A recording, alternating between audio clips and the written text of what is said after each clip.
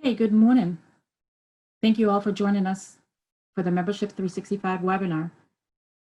And most of all, we are grateful for your support as members of the network. My name is Marianne Jefferson, and I am the Director of Member Relations and Special Projects. I'm based in Cape Cod, Massachusetts, and we are known for our beaches and cold beer and lobster. We are the only organization in the US focused solely on the growth of the offshore wind industry. All of our proceeds go right back into supporting this important growing industry. Over the next hour, you will learn about several network resource tools and member benefits.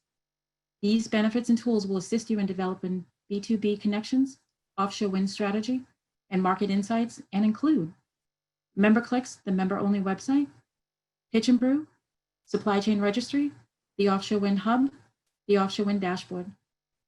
And these products are tangible examples of your membership dollars at work. Some of the ways your network membership dues reinvested in the US offshore wind industry. Before we get started, I'd like to introduce my colleagues whom you'll be hearing from today. To start us off, Lizzie. Good morning, and thanks, Mary Ann. I'm Lizzie Elizabeth Barminski, and I've been with the network for 4 years next month, and I'm currently working out of my family's home in Southern California. Brandy? Hi, my name is Brandy Luck. I've been with the network since 2017. I actually started as Liz Burdock's executive assistant, and as I've grown with the company, I now work in our member services. I'm coming to you live from my guest bedroom office in Baltimore, Maryland. Now I'm going to transition over to Courtney. Hi, my name is Courtney Malvick, joining you here at my home in Baltimore. I joined the network 7 years ago and Vice President of Design and Strategic Initiatives. At the network, I manage the design team and I work on the supply chain registry and the new network dashboard. In today's webinar, I'll be providing an overview of the network's offshore wind supply chain registry. My name is Emily and I'm the program manager at the Business Network. I've been with the network for almost a year now, and today I will be talking to you about the Offshore Wind Hub. I'm coming to you from Baltimore, Maryland. Hi, my name is Benjamin Brown, and I'm the Director of Industry Education for the Business Network for Offshore Wind. I'm coming to you from Gray, Maine, out of my kitchen, and I'll be talking a little bit about the Offshore Wind Hub. Brandon? Good morning, everyone. My name is Brandon Burke. I'm the Policy and Outreach Director with the Business Network for Offshore Wind. I joined the organization in October of 2019. And I work on all of our policy matters on the state, federal, and grid operator level, as well as produce our podcast, Offshore Wind Insider. And I work very closely with Courtney Malvick and some of the other members of the design team on the new product that we'll be discussing today, the Offshore Wind Dashboard. So I'm going to hand it back over to Mary Ann to give us a couple more words before we get started, program. Thank you, everyone. You will now first hear from Brandy about MemberClicks and Pitch and Brew, and then Courtney will provide an overview on the supply chain registry. Next, Emily will review the Offshore Wind Hub. And last but not least, Brandon will introduce the Offshore Wind Dashboard, launching soon. If you have any questions, you can submit them via the chat feature. We have time at the end for Q&As. Brandy, take it away. Thanks, everyone, for joining us today. And we also want to thank you for your membership. Memberships to the network help make our missions possible, and we can't do what we do without our member support and their vast knowledge in the industry. With that, we want to make sure that you're getting all of your benefits out of your membership. So I'm going to start by showing you MemberClicks, our member website. And this is kind of like the hub for all of your member benefits. On the very first page, I'm going to show you on the next slide. There we go, perfect, thank you. On the very next on this slide, you can see from our main web page where you can log into the member page at the member login in the top right. Each individual member has their own unique user ID and password. If you don't know where yours is, or if you don't think you have one, please feel free to reach out to me after this presentation. I'm happy to help you get one set up. The next slide shows you our landing page on the member website. Here you'll see on the right-hand side a set of quick links, and on the left-hand side, a list of our staff. The very first quick link is going to take you to your profile. This is where you can update any and all content that you want to share with other members. You can upload your headshot, share pictures of your dog. It has a social media news feed. You have the ability to share press releases and exciting things in your business as well. The next feature is our member search. Here you can see, oh, back a slide, please. Thank you. Here you can see all of our members, the companies, and then any individual who's opted in to participate in MemberClicks. You can also communicate with our members directly through this platform. The next is a link to our MemberClicks instruction video. This will help you to utilize all those features that I just showed you in a short demo video that you can watch anytime that you need. But we're also happy to help you if you have any other questions. The network events are linked here, as well as a link to our Offshore Wind Supply Chain Registry, the Offshore Wind Hub, and our Offshore Wind Insider podcast. You'll be hearing about some of these features later in this presentation. On the left-hand side, our staff is broken down by their area of expertise. It's very simple to contact them. Just click on their name and an email will automatically pop up. Feel free, you can contact any of us to get help with anything, really. We're all here to help. But for the quickest response, these are the areas that we tend to work in the most. Our next slide here is going to show you different programs that a lot of people don't know about their membership that we do to help amplify your brand. If you have a press release, please send it to us. Our media team will send it out to appropriate fields, whether it be trade magazines, other members. There's a button right there on those quick links. If you push it, it'll generate an email straight to our media team and you can attach the press release right there. Are you an expert on a specific field of the industry? Let us know. We're constantly coming up with new ideas for webinars and different events. We'll keep you in mind for our next one. Are you working on a case study that would make a great webinar? We'd love to partner with you. Let us know. Send any one of us an email. And do you just have some great insight that would make it really exciting and enticing podcast? Let Brandon know. He always has the next episode in works. On the next page, you're going to see the top of our drop-down menus. I want to just talk about the last two. The second to last one is our member updates tab. All those updates that we drop in your inbox, we also share them here. So in case you think you missed one, they're all there. And then there's the member resources tab. This tab shows you any important organizational documents that we have, as well as our network publications, including our white papers. You can see links to some of those links, the quick links as well that we talked about with the other key features. And then there's a link to all of our presentations. These go all the way back to 2018. The next slide is going to show you a list of everything that you see here. They're in reverse chronological order. Some of your favorites like Sea to Land and Time for Turbines, they're all here. If we have a slide deck, an audio recording, or a video recording, they're here. And if they're password protected, the passwords are there as well. We're constantly working on coming up with our new and exciting events for you. So in 2020, all of our events have now changed to being on a virtual platform. Our marketing team is hard at work to make sure that you have all the details that you need to participate. But if you can't find those emails, let us know. We'll send them out to you. On June 11th, the very first in a series of pitch and brews is going to be taking place. Next slide. Thank you. The pitch and brews are an opportunity for each member to give a 3-minute plug about what their company does, what they do in the industry, and their specialties. This is a great opportunity for you to get to know other members, other companies, and really find opportunity for valuable business connections. It's also nice to put a name to the face. We also like to keep the brew part in pitch and brew, so we encourage you to participate with your favorite beverage and use the chat feature in the webinar to also communicate and stay in touch with our other members. And with that, I'm going to transition over to Courtney Malvick. She's the head of our design team, and she's going to walk you through our supply chain registry. Courtney. Thanks, Brandy. Hi. So today I'm going to highlight the network's Offshore Wind Supply Chain Registry to help you get the most out of this valuable tool. Most of you are already registered on there, but if you're not, log on today and register. And after this presentation, you'll know exactly what to expect. So what exactly is this supply chain registry?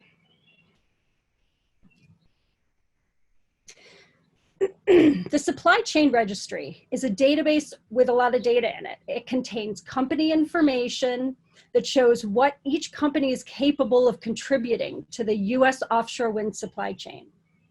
It also contains a large number of categories that have to do with the offshore wind supply chain.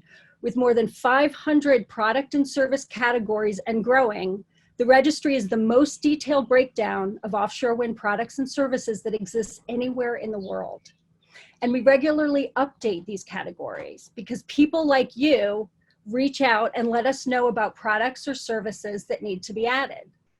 It is used by developers to augment their internal lists and curate local supply chain events versus open events. Tier 1 suppliers use it to identify partners, and you as members can too. I'll talk about exactly how you can use it to find partners shortly. It is also a complementary tool to our Foundation to Blade course, which you will hear about in upcoming weeks. First, let's talk about what you will find when you go to the website to either register or update your existing entry. I have some important tips. There are 3 things to do on the site: register, update, and explore. You'll see those blue buttons down there on the screenshot. The biggest piece of advice I have for you, whether you're registering for the first time or updating your entry, is click that blue link in the text, it's circled in red there, that says get information on what questions you'll be asked and what documentation to gather. This link opens a useful information pop-up with helpful info on what to expect. So you won't start to register and then realize you don't have some information you want to enter or a document you want to upload, and then you take too long and you get kicked out. We get a lot of those emails. So now you know that trick. The second piece of advice I have for you, next slide,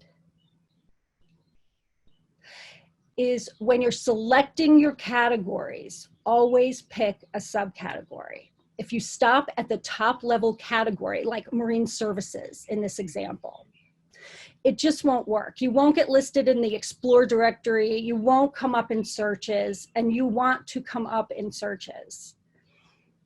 Now I'm going to go over the 2 ways to find partners using the registry.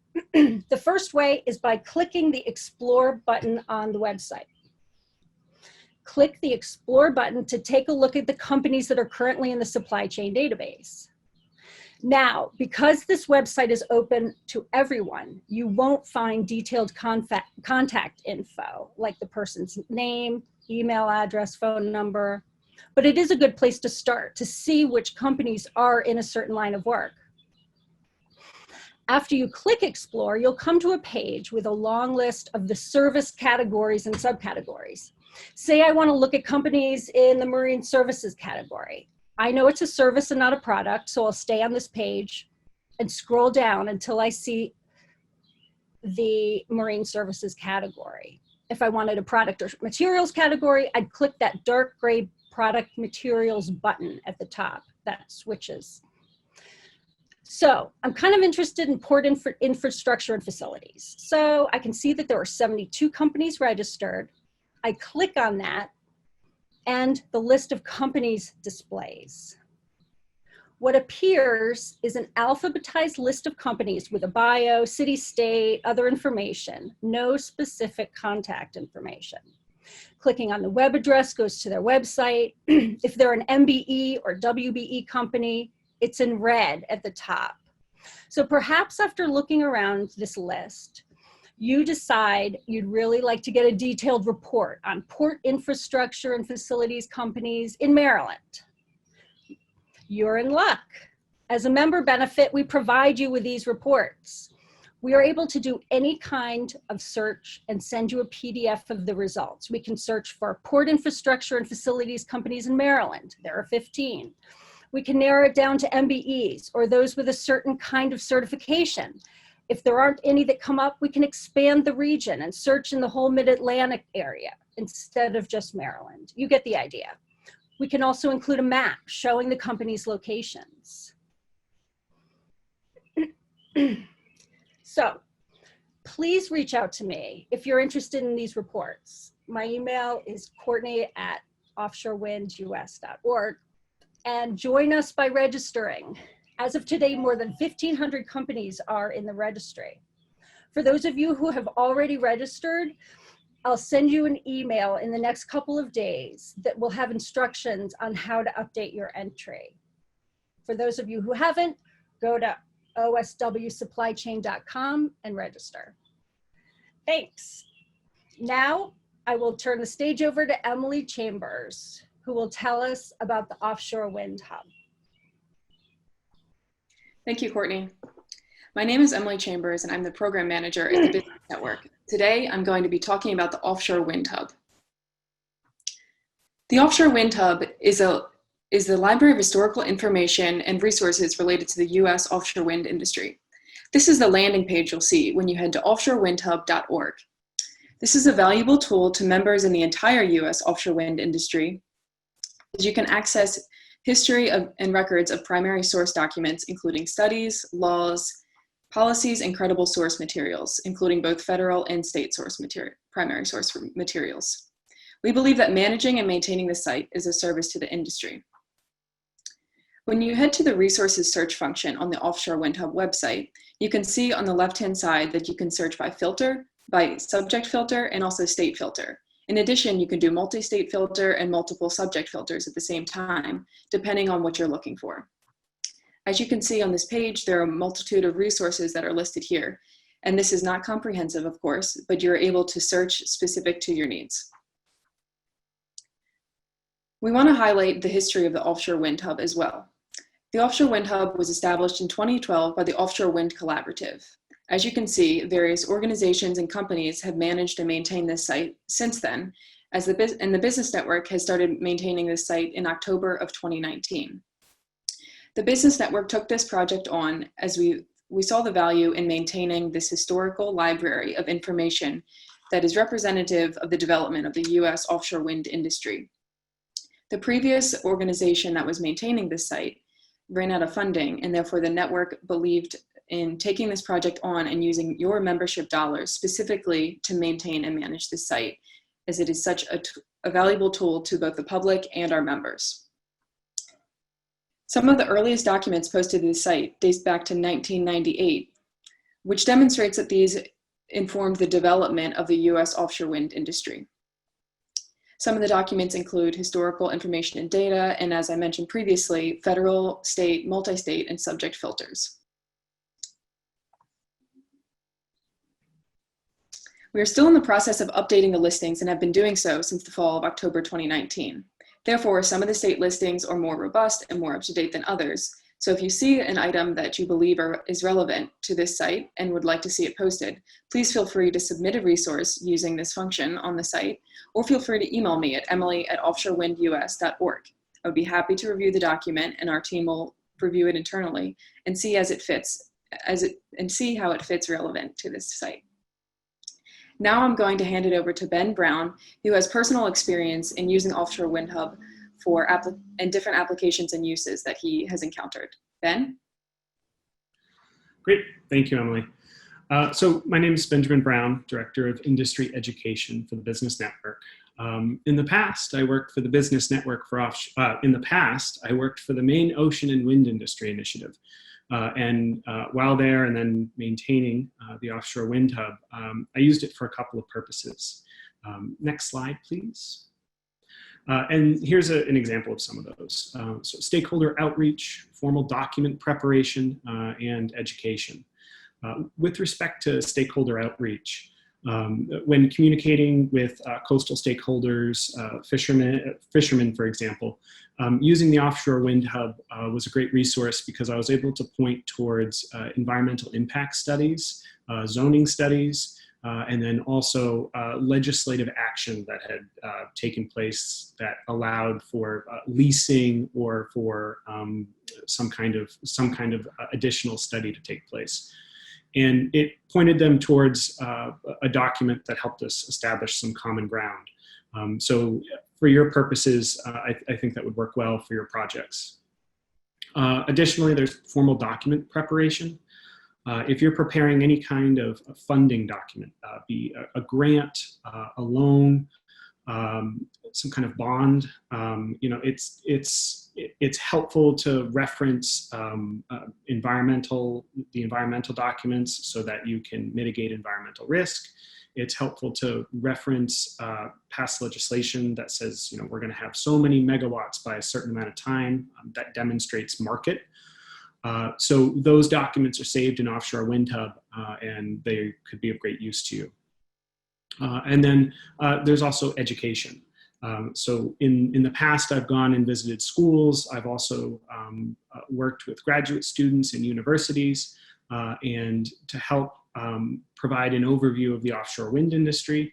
And these documents have helped speak to, rates and economics.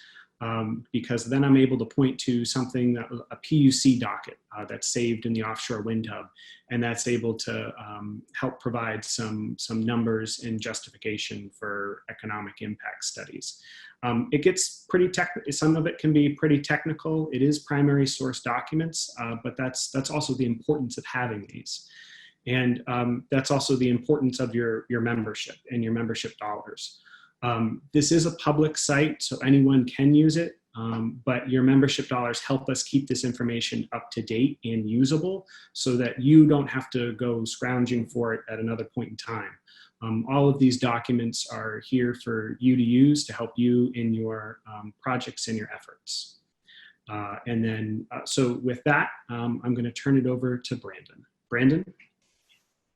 Good morning, everyone. Thanks for joining us on our today's Membership 365 webinar. As I mentioned before, my name is Brandon Burke, and I'm the Network's Policy and Outreach Director. If we can go to the next slide, please. So the network prides itself on the fact that we track developments in the U.S. offshore wind industry around the clock, and we mean that 24 hours a day, 365 days a year. And when we say developments, we're talking about market and commercial developments, and for the most part, these are the contracts that are let that are a part of the construction of an offshore wind facility. The other bucket of developments would be legislative and regulatory developments, which help create and shape these offshore wind markets. Now, one key example of these developments that I'd really like to highlight at this point is that just on this Tuesday, May 26th, 3 network members, Ørsted, Dominion Energy, and Jan de Nul, completed installation of the first offshore wind turbine monopile foundations in federal waters. And that is part of the CVOW, or Coastal Virginia Offshore Wind Project.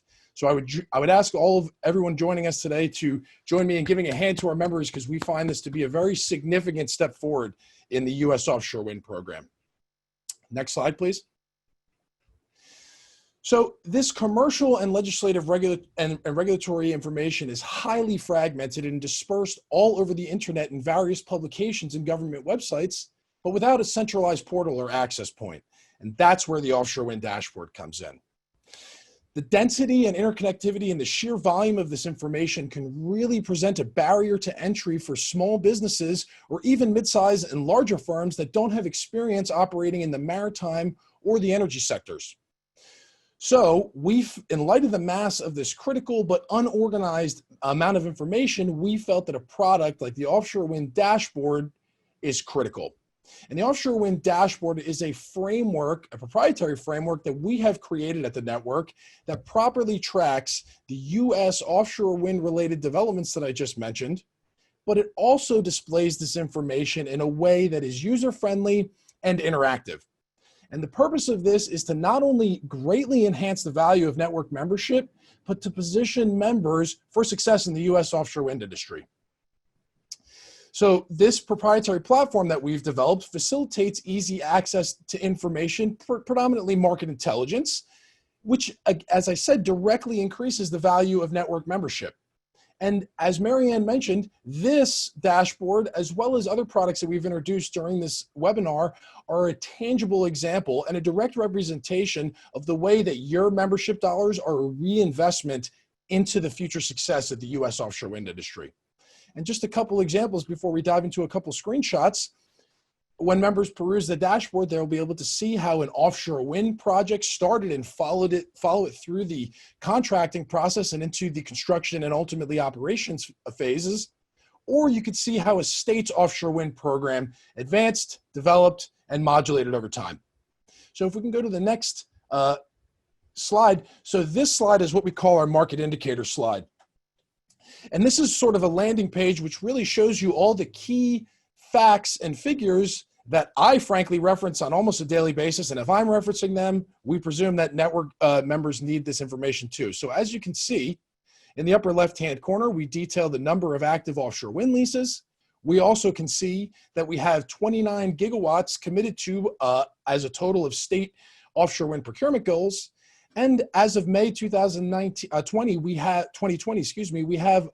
over 9,000 gigawatts of committed offshore wind offtake. And if you also look further to the right side of the screen, you'll see a pie chart that breaks out the percentage of each state's contribution to this overall 9,126 megawatts of offtake that we have. And above that, you can see a bar graph that shows using NREL's estimate, which is 20.7 direct jobs per megawatt of an offshore wind project. We have outlined this bar graph, which shows the approximate number of direct jobs associated with all of the construction and operations plans that are currently under review at BOEM. So let's take a look at the next slide. This is what we're calling our regional viewer. And as you can see in the top left corner, you have hot links to the different offshore wind clusters, as I refer to them, in the US offshore wind market. You have the New England cluster, you have your New York and New Jersey cluster, and then you have your Mid-Atlantic. And we're also looking to the future to develop a Pacific aspect of this product. So what you can see here is we have selected the New York, New Jersey cluster. Now, some of you might say, well, Brandon, some of these projects are not in the New York, New Jersey cluster. And I would point out to you that while they may not be geographically located within the New York Bight, you can see that Sunrise Wind, as well as South Fork, have been pulled into the New York, New Jersey cluster. Why? Because New York, the state of New York has procured power from those lease areas. Even though they're in the Massachusetts cluster, they're part of the New York, New Jersey market. So as you can see with these other grayed out sections, when you click on one of the other regional viewers, when you click on New England, the remainder of those New England projects will be highlighted in white. And just to be clear, all of these projects are clickable, whether you have them selected or not. And when you click on these links, it will take you to an example of what is displayed on the next slide.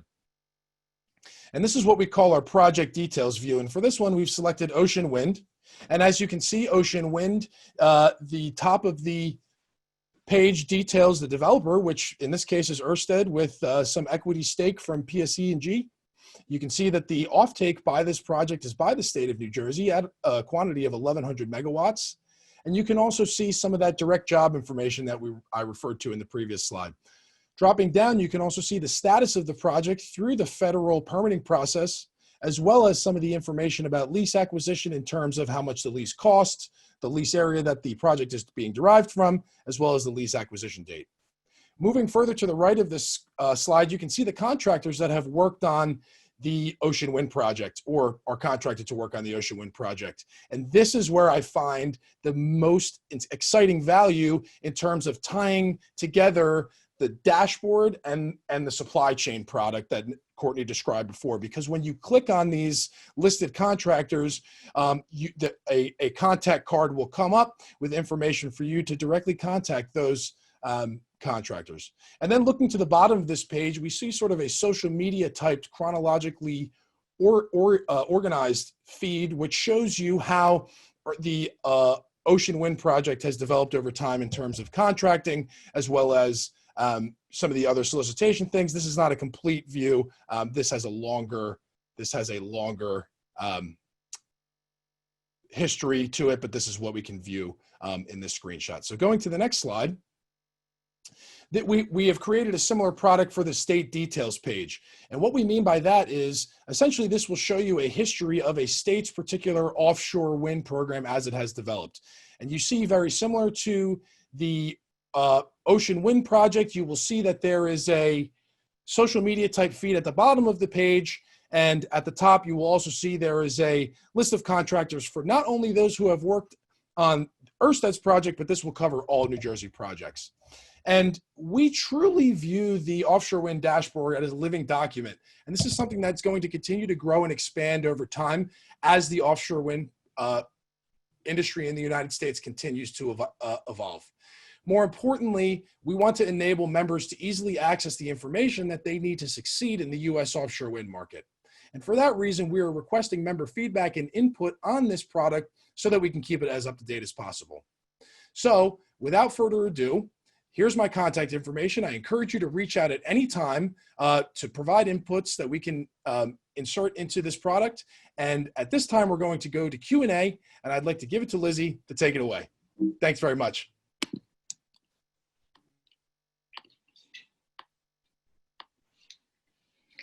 Thanks, Brandon. I want to remind everyone that the network is out on social media and online, so make sure to follow us.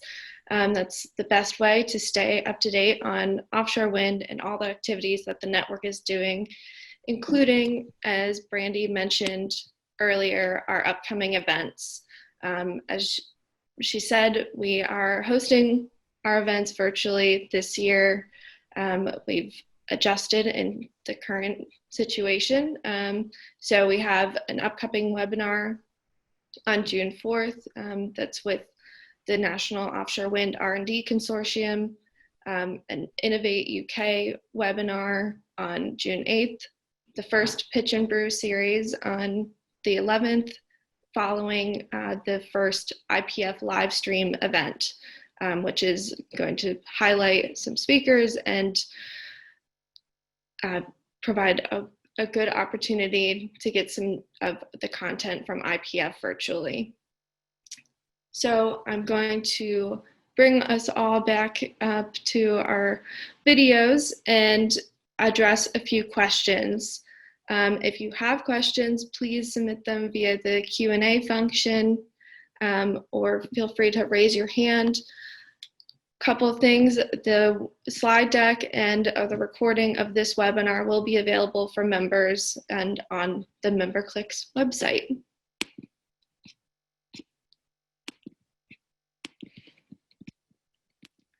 Great, so the first question I have is for Brandy. The network often presents at events, and our members notice that we have a lot of great maps and market graphics in our presentations, and they're wondering where they can access them for use and for reference in their own presentations. Sure, that's a great question. So we keep all of the network presentations and slides that you would want, like with the maps and things like that, under that Member Resources tab on MemberClicks.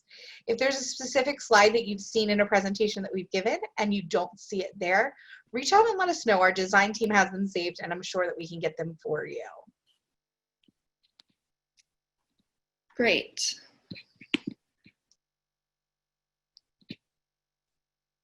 Okay, Brandon, I have a question about the dashboard and wondering if we're going to be including any information outside of the US.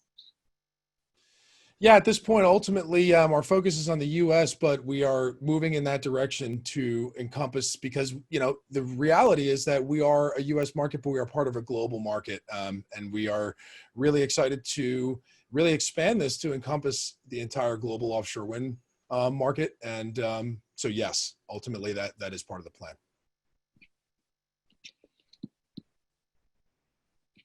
Great.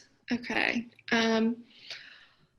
Question about accessing the dashboard and the supply chain portal, and what are the best ways to, how do our members get onto those sites? I think Brandy. Yeah, yep, I can take that. So as I said previously, our MemberClicks website is kind of your hub to all of those membership features. When the dashboard is up and ready for everyone to use, it will have a button in that quick link tab that that was on the right-hand screen of the landing page. Right now, there's already a link there for the offshore wind supply chain. you can get to it there, but you can also get to it from our main Business Network for Offshore Wind page. It is in both locations. Right. Okay. Brandy, while we're on with you, could you give a little more detail about Pitch and Brew? Because that's a new thing that our members haven't heard of. I think maybe you could explain a little bit more detail of what someone who wants to present on Pitch and Brew would be doing. Sure. So if you want to present for Pitch and Brew, you would send us a 3-minute video that would be like your elevator pitch to a different company or someone you're interested in making a business connection with.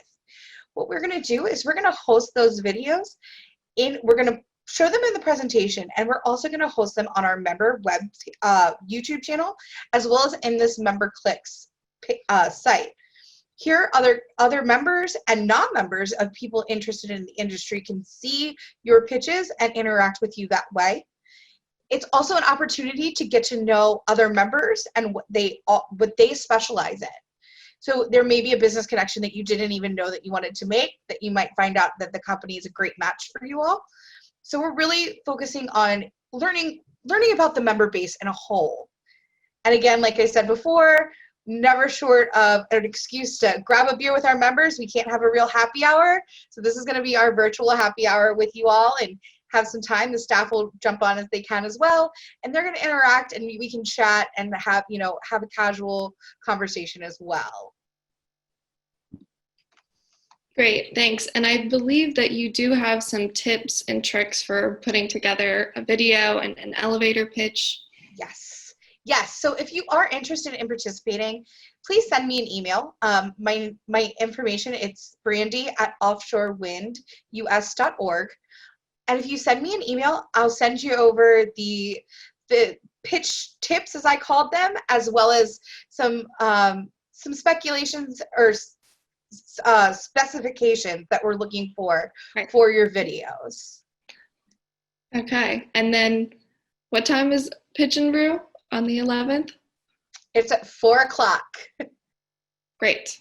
Okay, so tune in, 4 o'clock. You all are invited on the 11th following the first day of IPF Virtual. So I mentioned that before, and I got a question here about who will be speaking and what our program is for IPF live stream. And if you're looking for that information, we'll be having a marketing email come out soon tomorrow. So make sure you're checking for that, and then check back on our website. You can always find IPF by going to the offshorewindus.org or going to 2020ipf.com, and you'll get the agenda.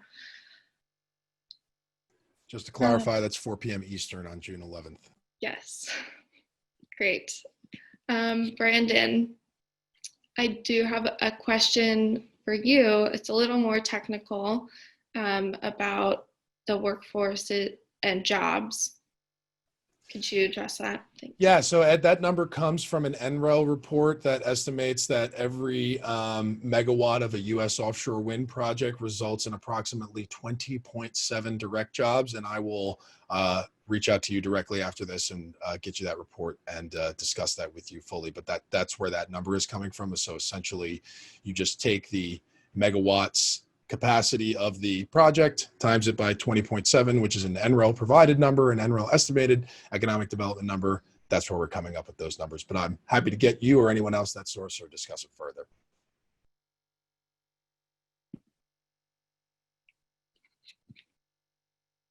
Great. So I'm just looking here at what questions we have coming in. There's a general question, and maybe Marianne, you'd like to take this one about how to get more involved in the network. Sure. There are many ways to get more involved in the network. We have working groups that you can be involved in. You can get involved in with some of the white papers that we develop too as well. Attend some of our events and do a lot of engagement there too as well. There are multiple ways that you can be involved in the offshore wind industry, as well as the network too as well.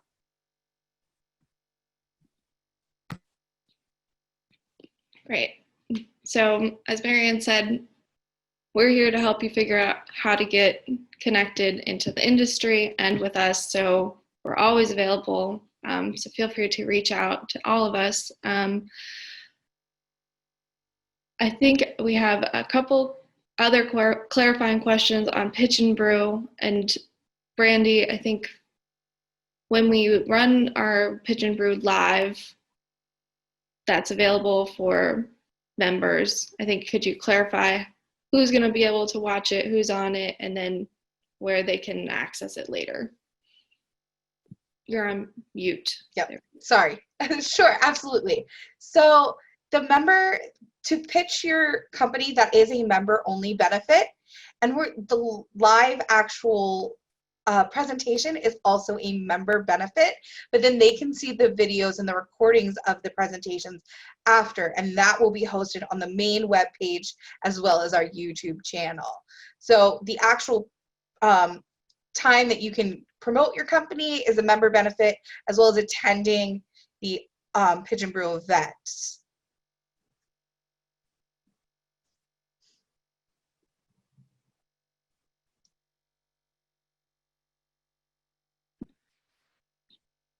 Okay.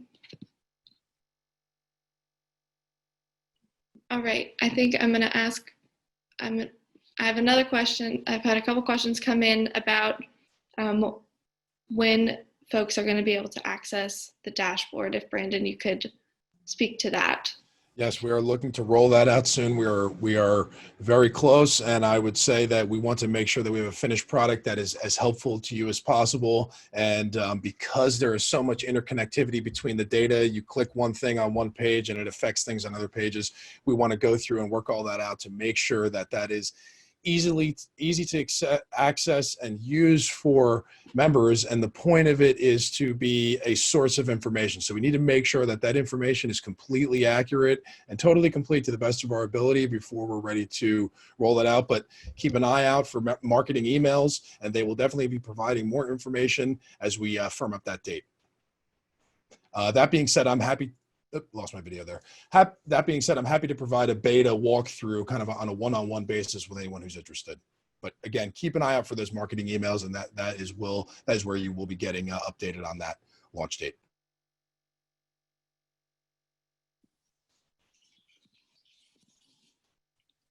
Great. For my team, do you guys see any other questions that you'd like to address or that need to be addressed? Yeah, I just want to mention, our IPF virtual on June 11th, and that is a great way to be engaged too as well, to attend. We'll feature Siemens Gamesa, the 14 megawatt turbine, and a developer update from Vineyard Wind. And on June 25th, we'll feature ports and vessels along with the developer update from Dominion Energy. So we would love to see you there, and that is a great way for you to be involved.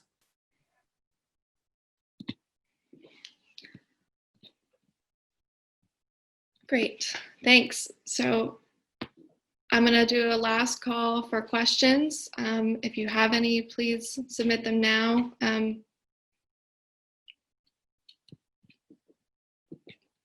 We'll be on for a few more minutes. But I do want to reiterate that the network is here to support you.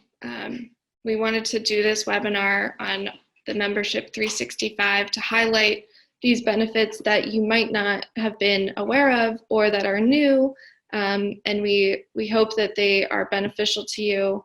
We would always appreciate your feedback and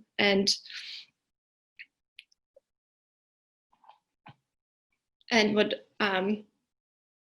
love to see you on our future events, and make sure that you're coming to IPF live stream. If you have any questions on registration for that, feel free to reach out to any of us, or specifically Brandy is a great contact for IPF. I have one question that's come up. I guess, Brandy, if you could explain a more detailed question of MemberClicks on editing your company profile. So without doing a demo, that's going to be kind of hard to handle on this webinar. However, there is that video that's posted, I believe it's the third quick link on the right, that walks you through how to change your logo, how to update your contact information, and everything there. But if you have more questions after watching that, feel free to send me an email. Again, my email is brandy@offshorewindus.org, and I'd be happy to help you with that off of the webinar. Great, thanks. So we're going to wrap it up. Thank you all for being here today and for joining us to learn more about the benefits of network membership. We are so glad that you're part of the network in 2020, and we look forward to seeing you soon. Please do join us for the ports webinar, and then also the IPF live stream. As Marianne said, we're on June 11th. The IPF event will be featuring the Siemens Gamesa Renewable Energy 14 megawatt turbine and a developer update from Vineyard Wind. On the 25th, we'll be featuring ports and vessels and a developer update from Dominion Energy. So there's some great content coming out, and the industry is moving forward. We're here following it every day, keeping track of it on the dashboard. So there's a lot of ways that you can stay connected, and we want to stay connected with you. So thank you all. Have a great day from the network.